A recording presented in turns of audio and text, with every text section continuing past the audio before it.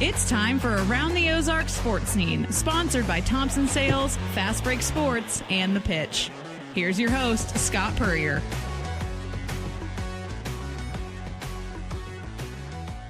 Welcome into another edition of Around the Ozarks Sports Scene. I am Scott Puryear. As always, big thank you to our listeners and viewers for tuning in this week. Going to talk high school sports as we do about 3 times a year with my buddy and the lifeblood of KY3 in the Ozarks Sports Zone, Chris Parker. We'll get to him in just a second. Want to welcome on a new sponsor this week, my friends at Thompson Sales, Thompson Buick GMC, coming on board. We'll be visiting with probably Miles next week, I think. Come on and talk about all the great things at Thompson's. I've been buying cars there since the early 80s, and I could go back and list all of them, including the beautiful red and silver Pontiac Transport from 1991-ish or so. But we'll talk more about Thompson's, Fast Break Sports, and the Pitch Pizza and Pub at the end. But as I mentioned, time to talk high school sports. Get caught up with the Walking Sports page, Chris Parker of the Ozone. Hi, Parker. How are you? Doing good. How's life treating you? Doing great. Thanks. I don't know if I should I never call you Chris. I mean, it's always Parker. Yeah. What do they call you at KY3? Parker. I've got friends people I've been friends with or acquaintances with for a decade that when someone calls me Chris, they go, who? I thought his name was Parker. So, it's a level of status. Like at Drury, they don't call Brian Reynolds. They call him Reynolds. And, it's like Pele or people like that have achieved one name status. You will be Parker from here on out too. So, well, also you have KY3. We've got me as a digital guy, and then both of the other digital guys at KY3 are named Chris. So everybody who does digital at KY3, we're all Chris's. I didn't think of that. Yes. So this is a way to distinguish that. So lots to get to on the spring sports scene. Again, we bring Parker in 3 times a year before playoff time to kind of sort it all out. We mention every time the good old days when we had a newspaper with agate pages that had scores and calendars and results and everything else. But now with deadlines around noon for the next day, I don't think that's possible. And I know Wyatt would like to have it other than that and not be the one-man band, but it is 2025 and that's the way it is. So before we get into the high school sports, though, I want to talk about a big high school sports event coming up a week from tomorrow. It will be the announcement. Is it Tuesday or Wednesday? It's Tuesday. It's the 13th now. So it's Tuesday, isn't it? Tuesday. Yeah, originally was a Wednesday, I think, when it was April 30th. And then we're talking about Jackson Cantwell's big announcement on his college destination. Of course, he is the number 1 recruit in the 2026 class, number 1 offensive tackle in the country. Also a state champion shot putter the last 2 years, and does he still hold the national not record but national longest leader. Throw this year? Yep, he's the national leader. He re-extended it at one of his meets. He said he took the original national lead at the Jim Vaughn Invitational. He almost threw it out of their new pit there they built for college kids, and then he extended it at a later meet by a couple inches. Yeah, and he will be deciding a week from today between Oregon, Georgia, Ohio State, and Miami, his college destination, and to go to one of those football powerhouses and also throw the shot put as well is the plan. But Parker, I've said it on here before, the Dorial Green Beckham stuff. Were you here yet then or not? I got here about six months after his announcement. After his deal. Yeah, it was big, but I mean, you knew all along it was just football, and of course it was I want to say he was down to 2 or 3 at the end, pretty clear cut for quite a while. Yeah, I mean, Jackson Cantwell, could literally go wherever he wanted in 2 sports, and not many kids narrowed their list to 14 at one point, but that was the case with Jackson. And what will your coverage be like next Tuesday? And I think the most interesting and entertaining part may be the race to see who gets the first tweet out about his announcement. Oh, yeah. And well, we'll all hope that the ATO center over there can handle all the cell phones going at once. Maybe need to bring in an extra cell phone tower or booster. I'll be over there. Sully will be over there. We'll have one of our photogs over there, just trying to cover it from all angles. I'll probably be there with my 400 millimeter lens somewhere in the back, trying to get the shot of him when he announces. It's it's going to be a whole deal. I haven't, because I didn't go to DGB's. So this will be the biggest announcement that I've ever been to in person. Should be a lot of fun. My son Nate is working on the intro video for Jackson, and I put a post up on Facebook a couple weeks ago after they shot that, and Jackson had a Georgia T-shirt on, and of course the first thing you have to say is don't read anything into that because they shot stuff with all four schools here. So, but I honestly, his mom Terry is very open about the process, and we appreciate that. Just she's had thoughts the last couple days on Miami and Georgia, and I'm sure there's more to come with Oregon and Ohio State. So I really don't think they know where he's going just yet. I think they've got one more Georgia visit, I believe, this weekend to go down there. It is one of the places that they've seen the most. There's family ties there with one of Terry's old coaches there. Of course, Georgia on the field. It's hard to argue with what they've done, under Kirby Smart. If you had to pick a favorite out, to me, it's probably Georgia because it's the old adage of that last visit is the last chance to impress. What are your thoughts? And if you had to lean one way, what are you thinking right now? See, I just really have no idea. I mean, it feels like we haven't heard a lot about Ohio State, so not as much there. But this is such a unique situation that you can't even compare it to DGB because back then, even talking to an agent was going to make you ineligible. Yeah. And now we're open about being he's open about being represented by the Rosenhaus agency, and they're helping out a lot with this. So there's this whole other X factor that NIL has brought in that we don't know how they're valuing it. And that's why it's really nobody knows for sure. Oregon was going to have the last say, and then he pushed it back. And now Georgia has kind of the last in-person visit. So they just got the number one recruit for quarterback in that class, and he made a public push for Jackson as well. So I'm going into next week to be as surprised as everybody because, like you said, I don't think anybody really knows. I don't think they even quite know yet. I think if it were me just trying to guess, I think Georgia and Oregon are the two they're probably, mentally struggling over which way to go. Miami, I know Jackson likes it down there. They like the weather.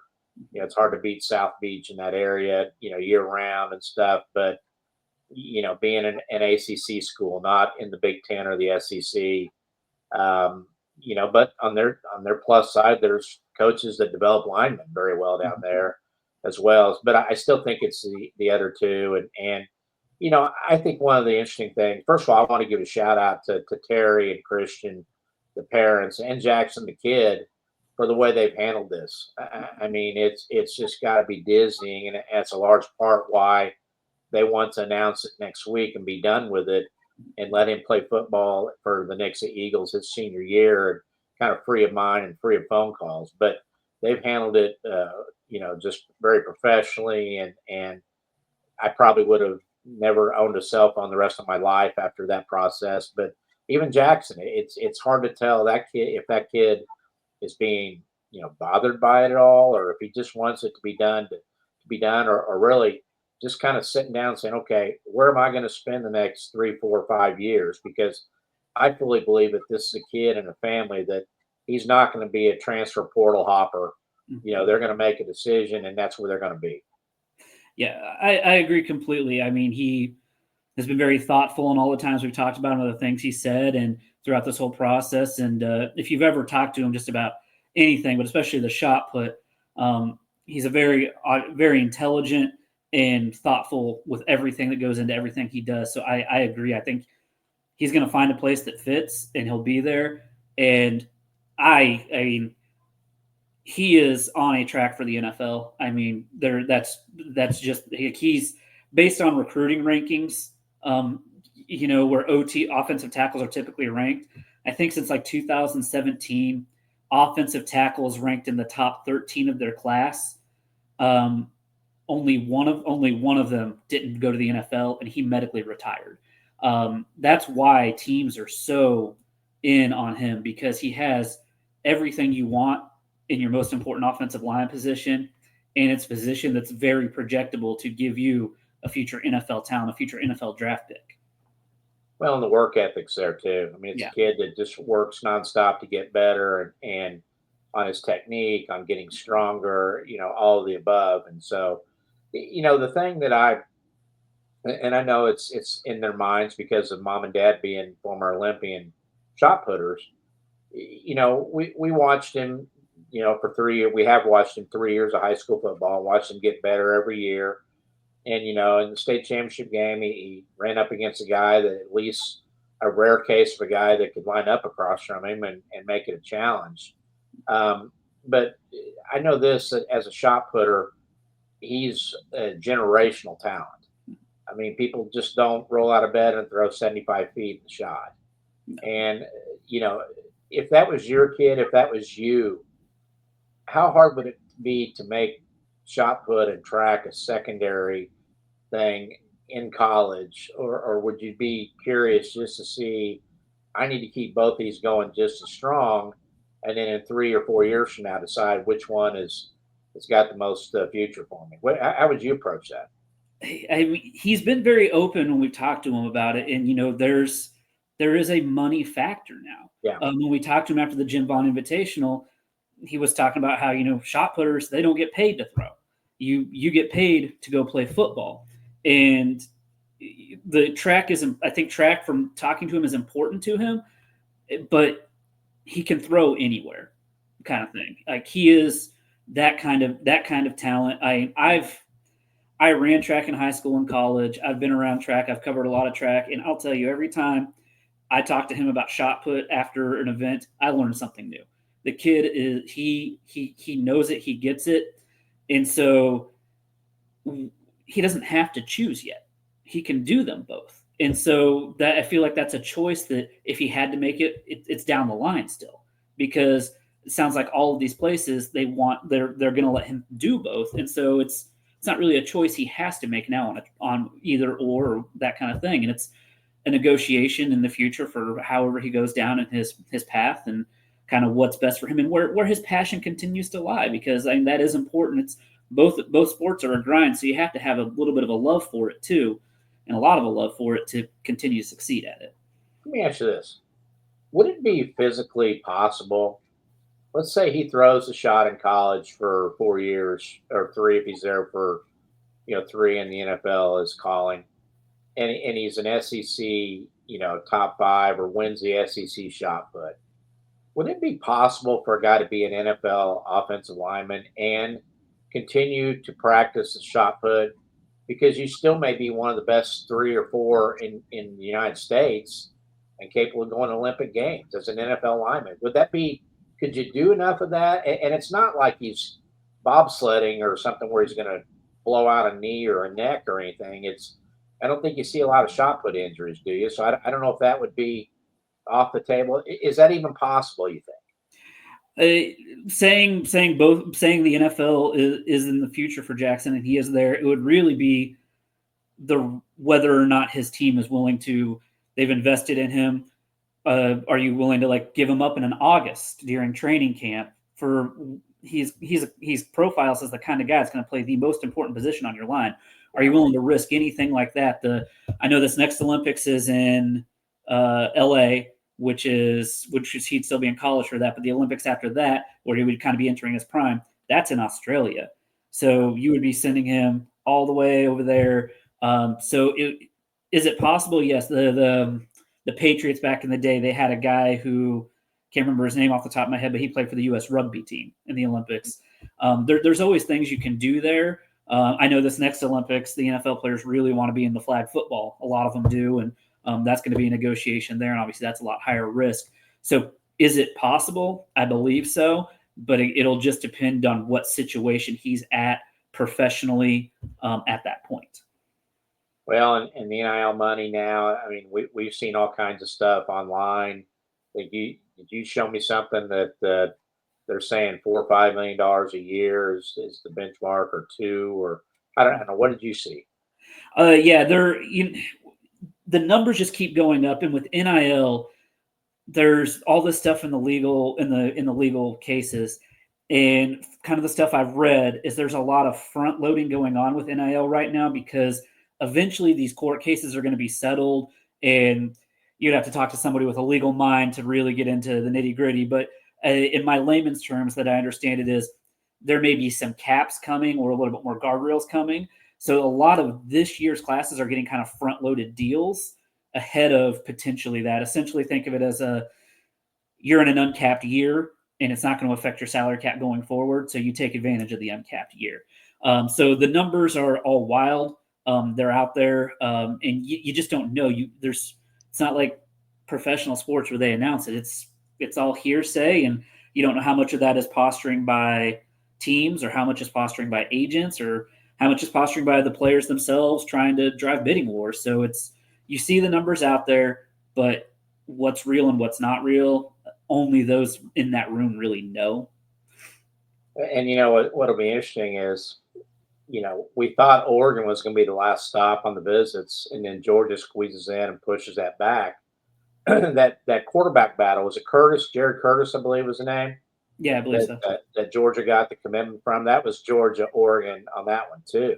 Mm-hmm. And what we talk about today with NIL money, if you're Oregon, you don't want to lose twice to Georgia on the two biggest guys in your 26 recruiting effort. Who knows what that number may go to now? Yeah. If they had an X amount earmarked for two high-level recruits and one of them goes somewhere else, do you not have that money? That's why the prediction is just so hard in this day and age, because you don't know within all the players involved, between Jackson, his family, the agencies, and the coaches, kind of what's the most important factors and where are the numbers at, and kind of there's just so much behind the scenes that predictions are just basically impossible. Well, and we're talking about this because by the time I tape next week, his decision will be out. So I wanted to touch on it. And I guess my biggest hope is that the Rosenhaus firm drops the ball and he hires the firm of Parker and Puryear to handle all future negotiations. I mean, we could probably leave our day jobs and do that and be okay, couldn't we? Oh yeah, the agents make a lot of money. Anytime there's contracts, lawyers, they take their piece. Well, we'll talk more about that on our next visit, but wanted to get into the high school. It's championship season. We're actually doing this a week or two earlier than we normally do. I normally have to ask you about stuff that already happened. We're kind of out ahead of it this time, but let's start with high school baseball. About a week and a half left in the regular season. You look at the state polls that have come out this week, and kind of the familiar faces: Nixa, Willard, Rogersville. They're in classes 6-5-4. Mm-hmm. That Nixa district's going to be another fun one. And is it at Nixa, or where are they holding it? That one I believe is at Nixa this year, and it's insane. Glendale, my bad. Glendale hosts it. They got the turf on the infield now. Okay, that's it. And you talked a little about it with Scott McGee last week, Willard's coach. I'm not going to be surprised by anything that happens. I mean, you look at, for example, Neosho. They've lost to that. For everybody, it's Nixa, Ozark, Neosho, Kickapoo, Republic, Joplin, Glendale, Branson. So Nixa's at 19-9, haven't played Ozark. They play Ozark or Kickapoo yet. Ozark's at 18-8. Those are your two state-ranked teams, and they play on Thursday. But when you look down deeper in here, Neosho, they just beat Willard, not in their class or district, but they had their Arkansas commit Brody Crane on the mound, beat him in extra innings. They just beat Willard, but they lost to Joplin, which is a 10-13 team. So there's just so much variance in there. Nixa, and then Glendale's still hanging out there. Glendale's looking like they could potentially be, a 6-7-8 seed or 6-7-8 seed. I think Branson's probably the bottom seed in there, depending on their results. But how would you feel if you're the 2 seed and there's Sebastian Norman and Brady Yates awaiting you as a 7 seed? Yeah, or even Republic. Yeah, right. Republic with Preston McCracken. You're going to face the Missouri State guy you could be the 2 or 3 seed and you're facing the Missouri State guy. Or if Neosho ends up sliding, Brody Crane, who's proven he can go toe-to-toe with Willard's lineup, which is extremely potent.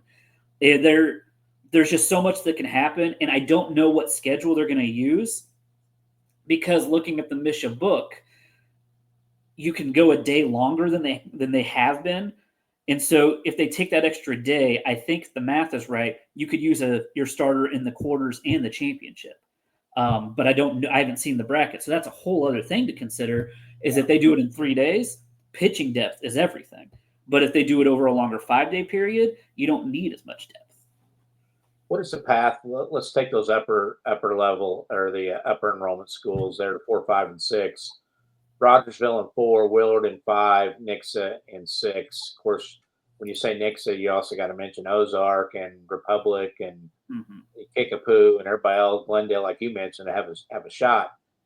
Which of those has the easier path, maybe to a state title, in which class? If you're looking at it, none of them's easy. You like Rogersville's chances, but everybody has their barriers. For Logan Rogersville, they're doing it a lot with younger kids, some sophomores and some freshmen. Jack Sutherland, name you might recognize, there's really big for them as a freshman. They went down and beat Forsyth and got a complete game from one of their sophomores. And they're behind Moberly and Summit Christian Academy with similarly good records. Willard has a really tough path. Jefferson City, they've got a kid who's a potential like D1 kind of possibility, or a D1, not potential, a potential draft pick kind of quality guy going to Arkansas for a pitcher. That would be their quarterfinal matchup.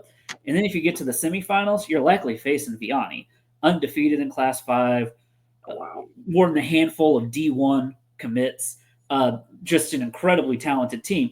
And then you go down with Nixa, you're looking at Rock Bridge is likely their quarterfinal opponent. They're again, it's baseball. Anything can happen, and we know that. And it does happen all the time. So you're looking at the Rock Bridge team that beat Willard 8-3.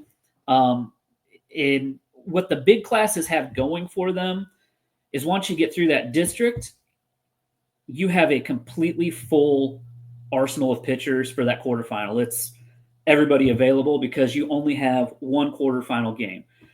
The district championship serves as a sectional and a district title. Classes 4 on down, you've got that extra game to where you're going to play your sectional on a Tuesday or on a Monday or a Tuesday, and your quarterfinal on a Wednesday or a Thursday. So you're going to burn your number 1 or number 2 on that first day, and they're not available. But in the big classes, those quarterfinal games are always incredible because it's a kitchen sink game. It's throw everybody you got, and then they all go back around, and you can throw then your ace for the semifinal. So those big class teams, you need actually less pitching depth once you get past that district. What about the small schools? I see Fairgrove, Stockton, and Licking in 3 in the state poll, Miller in 2, St. Elizabeth, Wheatland, Halfway in 1. Do we have a powerhouse in those 3 classes that is a legitimate threat? Wheatland looks really good, but then Olran I think they're out of the boot heel. Their name is always there. They're 13-1. But Wheatland looks like they've got the senior experience. We actually just did a story on them that Danielle King did about how they're athletes, and this is kind of how Wheatland just keeps going, and even a small town. They're seniors. They spend an hour a day in the lower school. So like one of their best players spends an hour every day as a teacher's assistant with the kindergartners, and they look up, and it's just kind of a really cool aside there for them. But they have most of the same guys who played on their state Final Four basketball team are also on this baseball team. They know how to win. Wheatland and Halfway, they play each other for the Polk County League title later this week on Thursday, I believe it is. So Wheatland looks really good. Valley Catholic is sitting there at number 1 in Class 2. They're going to be really, really tough to beat. But Miller, they have this sophomore left-handed pitcher, Jace Wilkinson. He's already passed 100 strikeouts on the season this year. Yesterday, 5.2 innings pitched, 16 strikeouts. Oh, wow. So one ball was in play. He needed help one time on the time he was out there. And then, you're looking at Fairgrove. They've got a really deep pitching staff. A lot of the same names from all their other teams that have had success. I mean, Fairgrove just keeps it going across the board. They swept the Mid-Lakes Conference track titles yesterday. So they look like the top, but Stockton and Licking are sitting down there. Stockton has a really, really high-end number 1 pitcher, Easton Hubbard, who was also their quarterback. And then Licking has kind of been there the last several years. They do have a new coach this year after Harvantel retired, but haven't taken a step back at all. So there's a lot I think we get several Final Fours, but again, it's just baseball, way the ball bounces that day.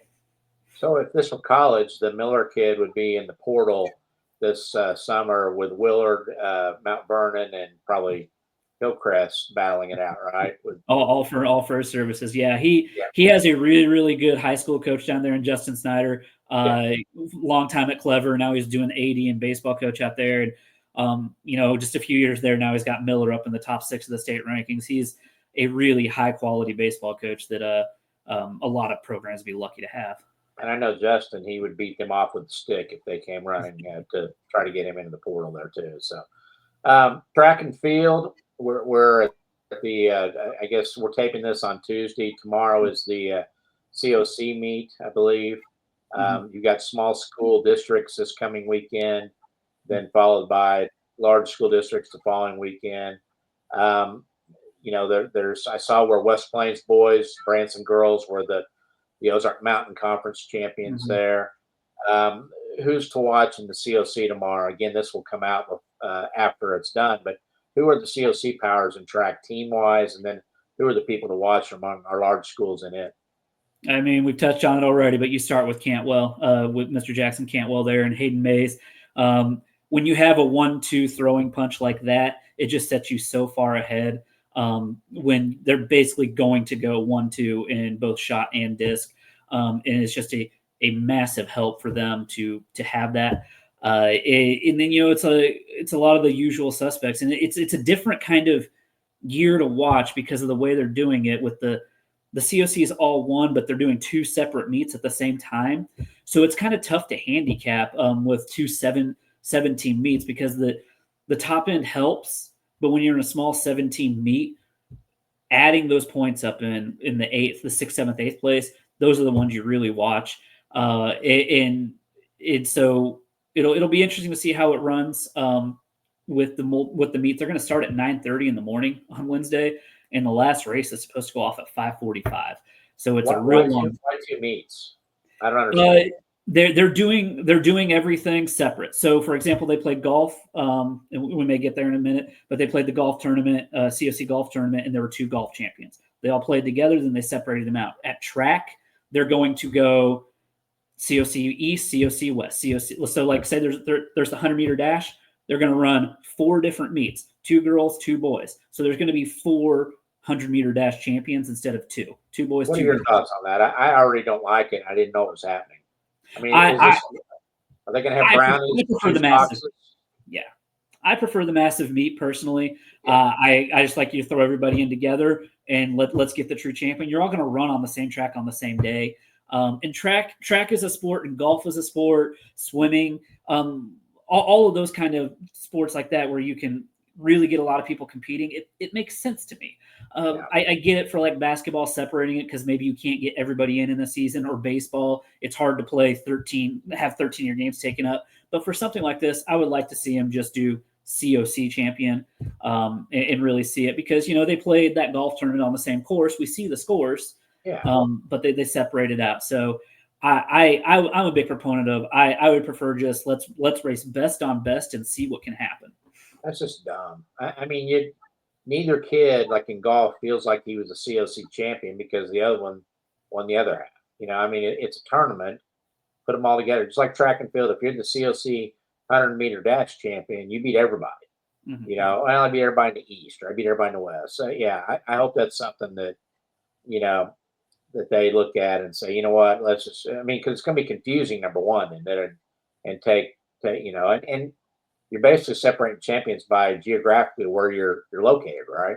Well, yeah. I mean, you're talking with Central's in one part. Like, I think Central's in the West and Parkview, or in the East, and Parkview's in the West.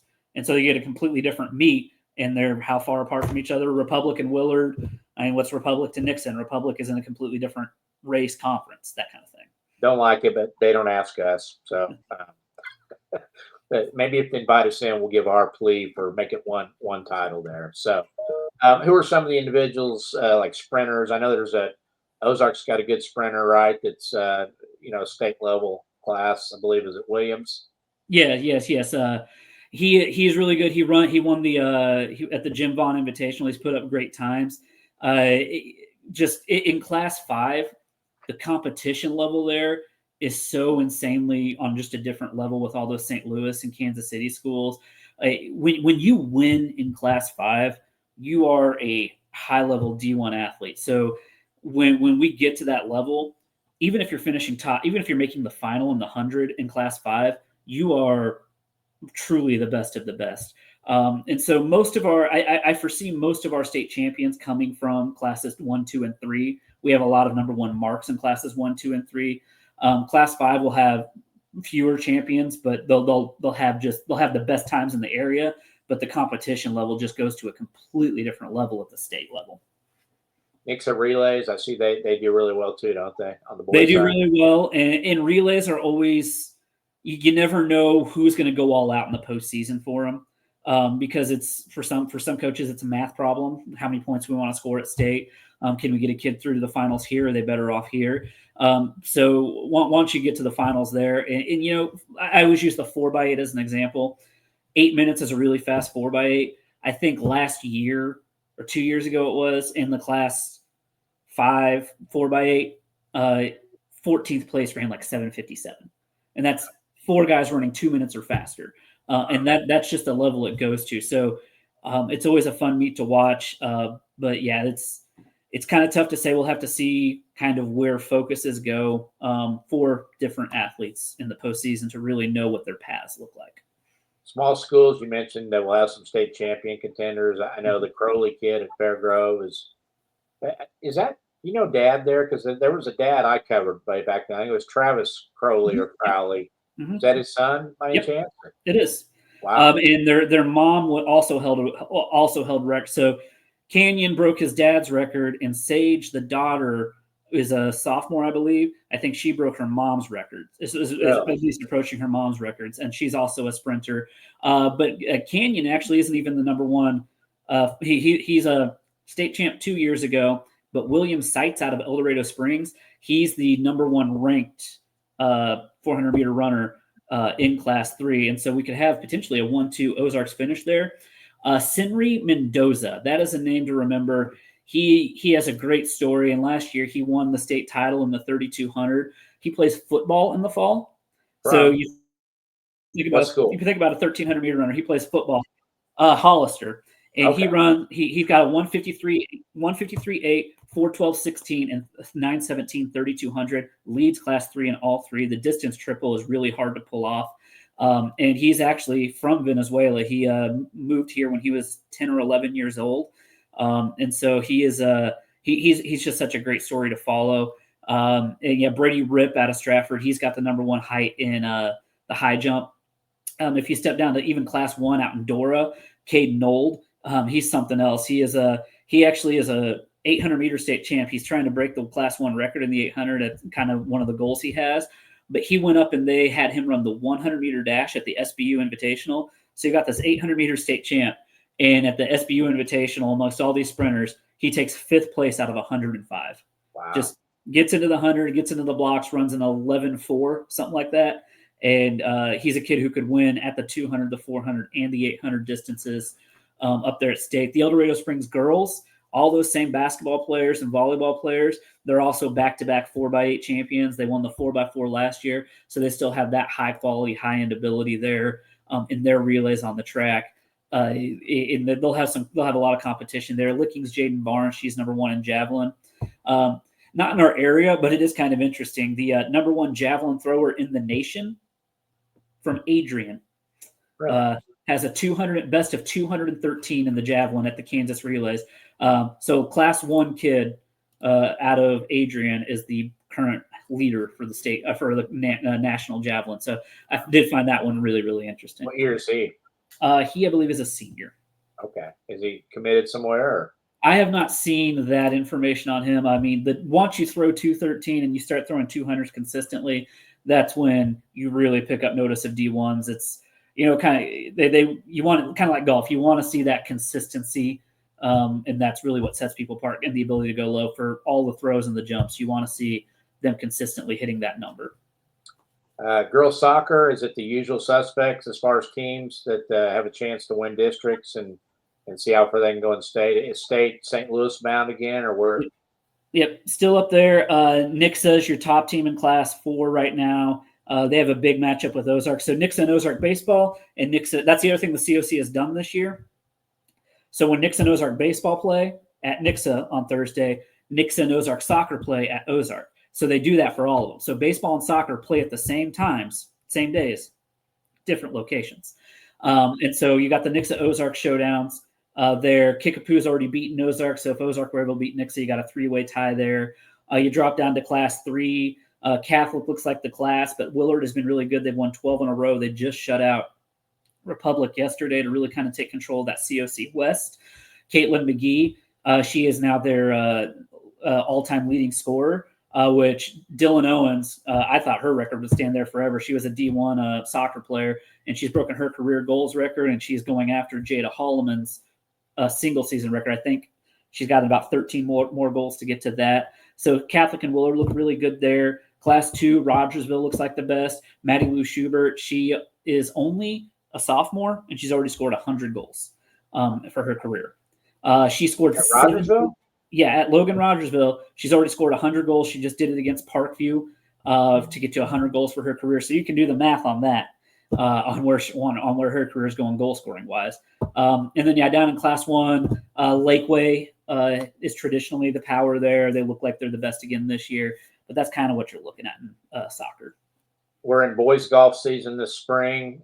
Saw where Lebanon and Neosho won the split COC titles. Mm-hmm. Were you a little surprised by that either way? Not really. Lebanon, they've got really good depth.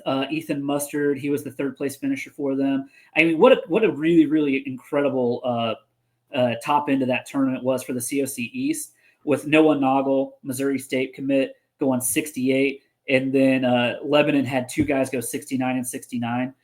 So they have that depth there. Not surprising at all. Mustard, Noggle, and Haney for Lebanon all could compete for state titles, depending on kind of where that goes. And then Beckmeyer won with a 75 on the COC West side of it. Individually. Missouri side, any case in I believe so.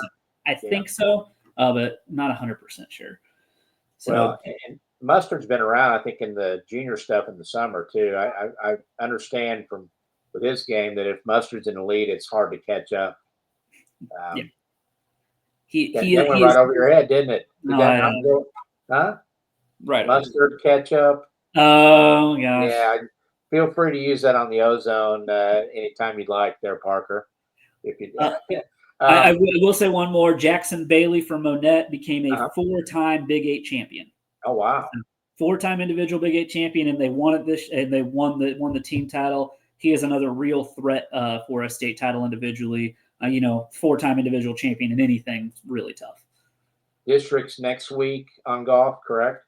You have some districts going. One district, the local Class 3 district goes tomorrow in Nevada, Wednesday, I should say. Thursday up at Payne Stewart is the Class 2 district. And then you're back at Payne Stewart for the Class 5 district, and on Monday with the Class 1 and 4 districts also going. And which local courses have a state championship tournament? I believe River Cut, I think Fremont Hills. They move it around every year, but I'm pretty sure Class 5 is River Cut this year. Very good. Spring softball, not one that a lot of people are very familiar with. They have a spring softball season, but some of those smaller schools do fall in spring. Explain that again to me, how they decide. Can you play both for a state championship, or do you have to pick one? You have to declare your season. And so for example, Norwood is a fall softball team. They play fall softball, but they do play a spring softball schedule that just doesn't count for anything Misha related. To be a spring softball team, I don't know off the top of my head what the enrollment is, but it's at a certain level. So Ozark can't drop down to spring softball. It's kind of like 8-man football. You can only play 8-man football if your enrollment falls below a certain number. It's the same for spring softball.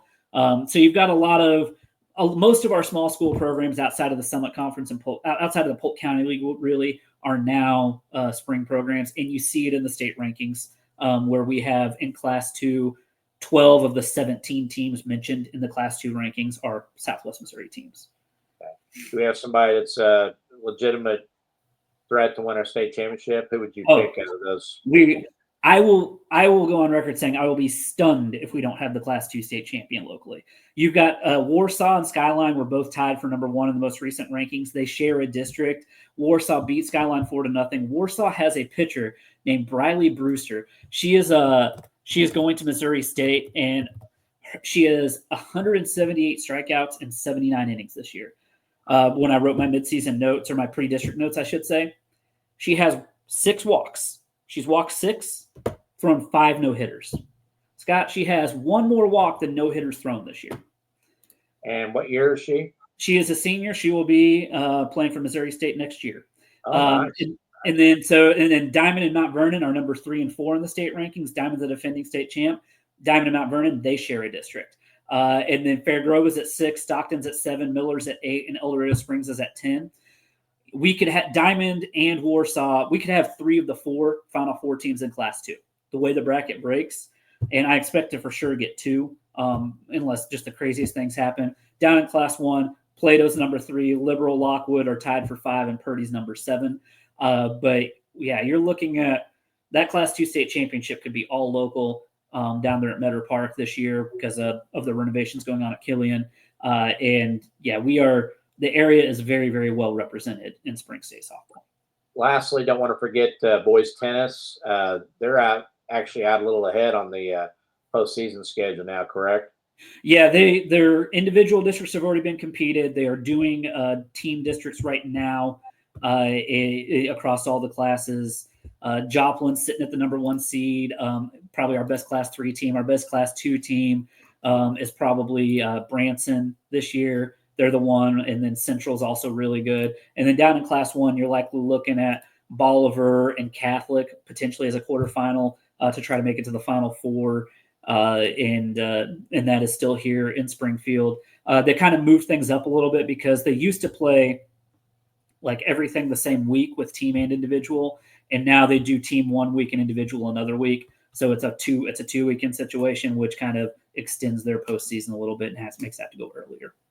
And individually, is it pretty much going to be a champion from a private school in Kansas City or St. Louis for the most part? For the big classes, yes, and that's just how it's been.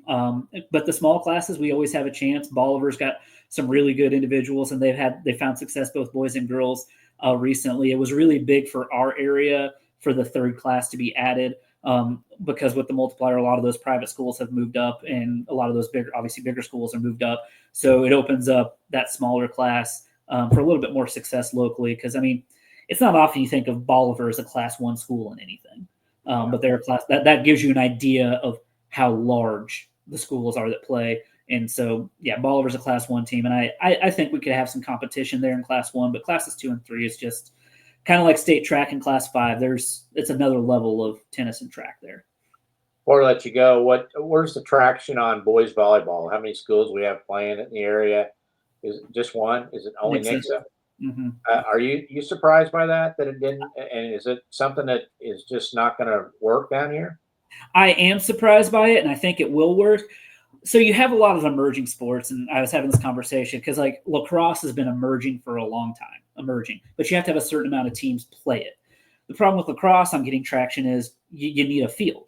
It's special markings, and a lot of the football fields around here aren't marked for that. And you wouldn't want to add lacrosse markings to soccer markings to football markings. But volleyball, everybody already has the facilities. You already have coaching staffs. I don't see why it hasn't taken off more yet. Because just there's the lower barrier for entry than there is for the other sports. And just like flag football, I expect flag football is just approved to be an emerging sport. I expect flag football to be a full MSHA sport within the next 4 to 5 years because the infrastructure is already there for it.